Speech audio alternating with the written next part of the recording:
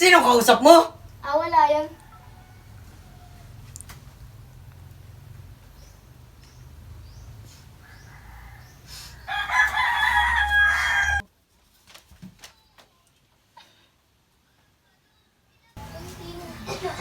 Mahal kita, pero hindi ko kayang kontrol ng aking emosyon. Pinatay ka ng aking selos.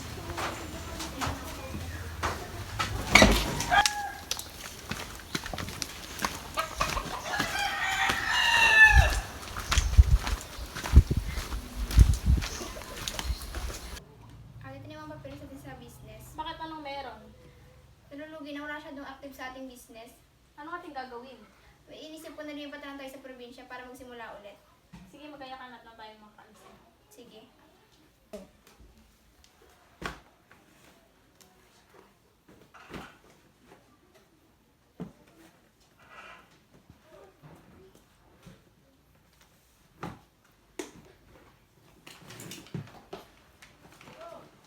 Nakagayak na ako. Sige, tara na. Dahan-dahan.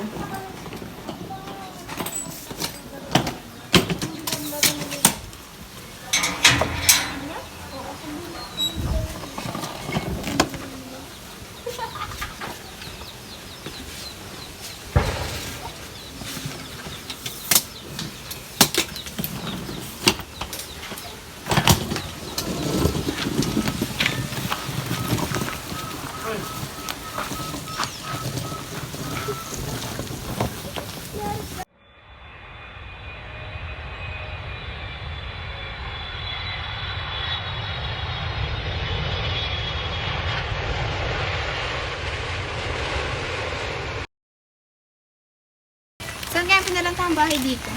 Magtanong tayo dito. Manang, meron mo ba kayo alam na pinalanta ng bahay dito? Meron ako kaso liblib nga lang. Kailan ba kayo lilipat? Bukas po.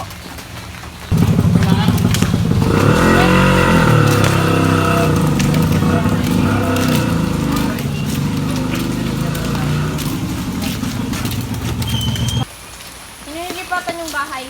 Sige po. Bukas lilipat na din po kami. Sige. Parang ang luma na ng bahay. Kaya nga eh.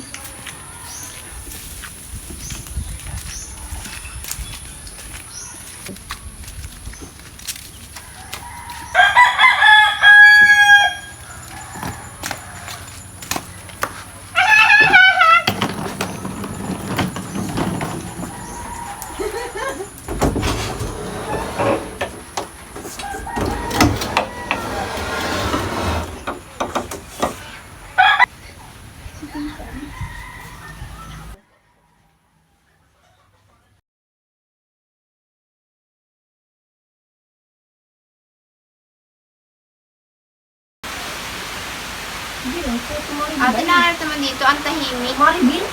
Saan kaya ba nagpasyalan dito? Meron ako alam na pasyalan dito eh.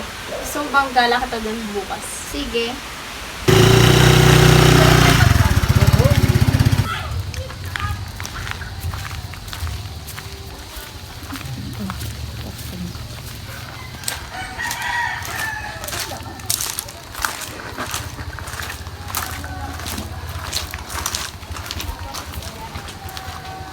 Ang ganda pala dito ate sa pasyalan na to.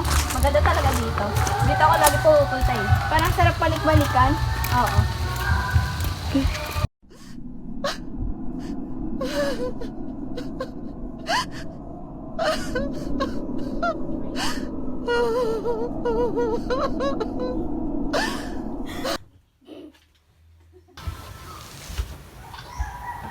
Ito tubig, ano ba nangyari sa'yo?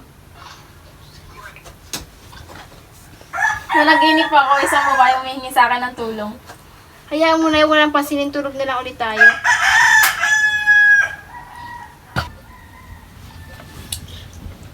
Parang may kakaibang nangyayari dito. Ayun ba? Dati kasi mayroong nakatira dito mag-asawa, pero ang alam ko, pinatay ng lalaki ang kanyang asawa kasi nagselo siya sa kausap ng babae.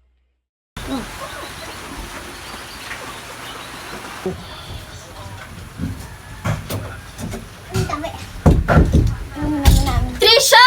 Bakit?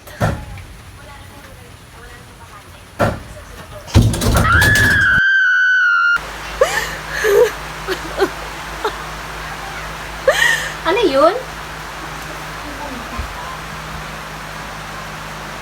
Wag. Huwag kang matakot. Gusto ko lang humingi ng tulong sa'yo. Anong tulong ang kailangan mo? Ito ko lang mga gumawa sa akin ito. Nasaan na yun? Hello, good morning. Pwede ba akong buksan ang kaso ng babaeng pinatay ng kanyang asawang lalaki na si John Robert Gravento? Sige po, sasabihin ko na lang po sa mga kasamahan ko dito. May kaso na naman po tayo. Sige po.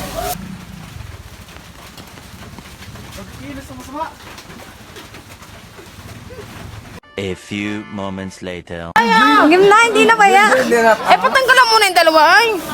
Dali!